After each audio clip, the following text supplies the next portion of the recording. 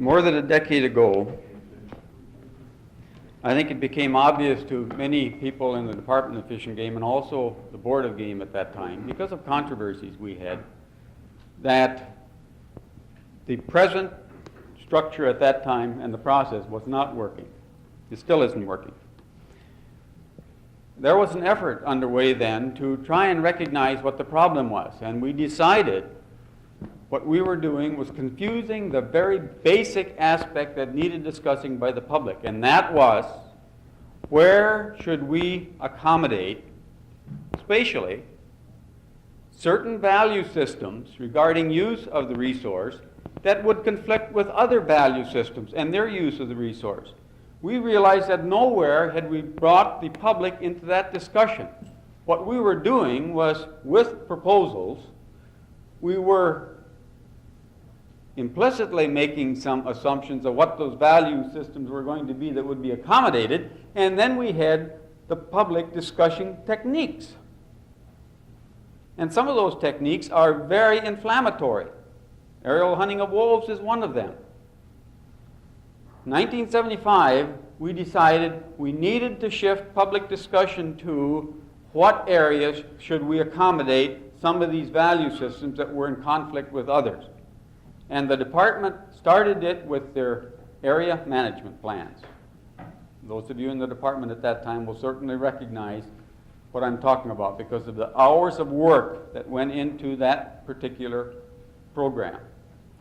The difficulty was that, by and large, the department and then subsequently the board were making the decisions about what the priority uses should be of wildlife in certain areas.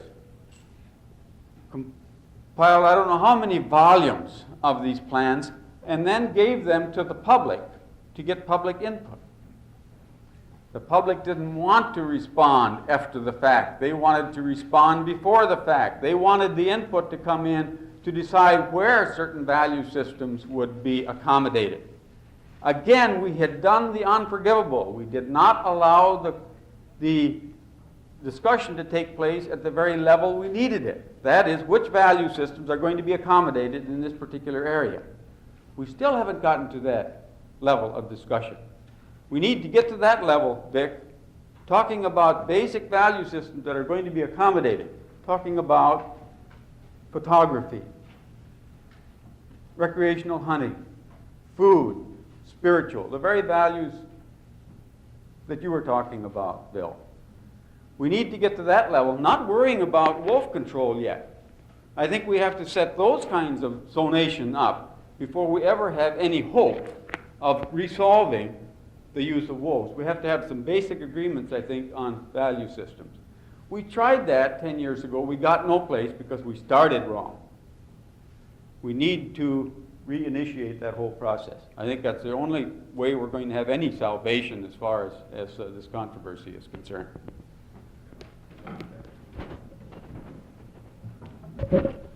Well, I don't have much of a response to that. I think you're right. I think we're moving in the same direction. If you're suggesting that we go back and have another planning process in which the public gets involved and from the outset, rather than be presented with the plans and say here they are, we agree. I think that's the way we should go. And again, we need to sit down and we need to draw some lines on maps, and we need to look at, as you say, not only wolf control but the whole broad complex of the measures we're going to take to achieve the ends and go from there. So we agree. If I understood you right, Sam, not just the measures you're going to take, but where we're going. In other words, not just a dialogue on techniques to get to some particular place, but where is it we want to go? Isn't that what you're saying? We should... Exactly, right. That's the second phase. Yeah. Lou, you had something. I've got a question for Sam. How do you accommodate the value system that the outside world puts upon you here in the discussion? If you look at all the questionnaires and the surveys and so on, there's a very marked opinion, which is the outside opinion, and you're dealing with a resource that's based far north? And is there any mechanism that you can resolve this conflict, which seems to be unresolvable? The question was, how do you resolve in this planning process the outside interests that come into play here? And that was addressed to Sam. Do you want Vic to try it? Well, whoever answers it should come up to the microphone. I'm not going to answer it.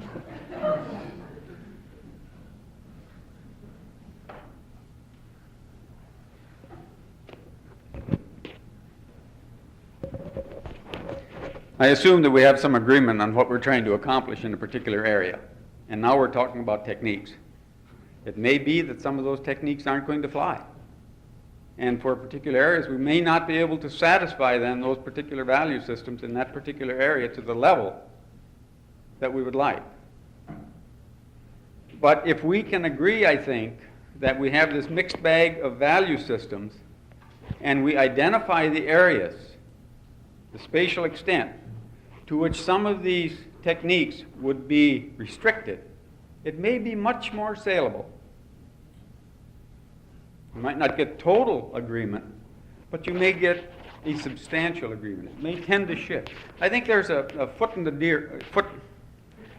door fear here, that if some of these techniques are allowed anywhere, they'll just spread like wildfire. And it may be if we've identified much more closely and restricted some of these management objectives, we might be on much better ground. But I think there are some individuals that hold very dearly to some of these beliefs, and they won't tolerate some of these practices anywhere. I think we just have to live with that.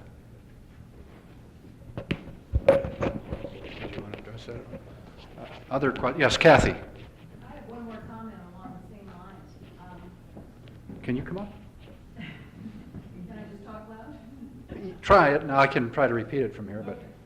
My basic point is, like Chris mentioned, we're in the process of scheduling forums and designing a committee that will represent all the different views that we can possibly get involved to help develop a policy and a direction for predator-prey management in the state.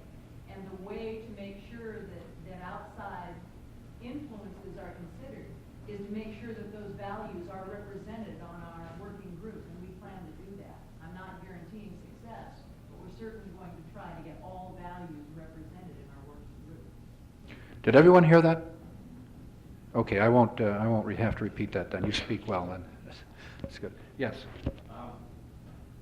My name is Norman Cohen. I'm the Deputy Commissioner of the Department of Fish and Game. I appreciate Vic's comments and Sam's comments, especially. We are, as Cathie talked about, looking for ways of making the system work better. We agree that there are problems when you just deal in a confrontational mode, that you need to get and that the target becomes the department rather than people talking with each other. I think that the approaches that have been addressed here are ones that have good ideas. And as two former Board of Game members, I would encourage you to work with current members and future members of the board to demand that the department work with the public to create management plans, to work in a public process so that it's not confrontation before the board, and therefore the department is the target in the middle, but rather things to be worked out ahead of time. It's often the techniques, as Sam was talking about, are the easy way out.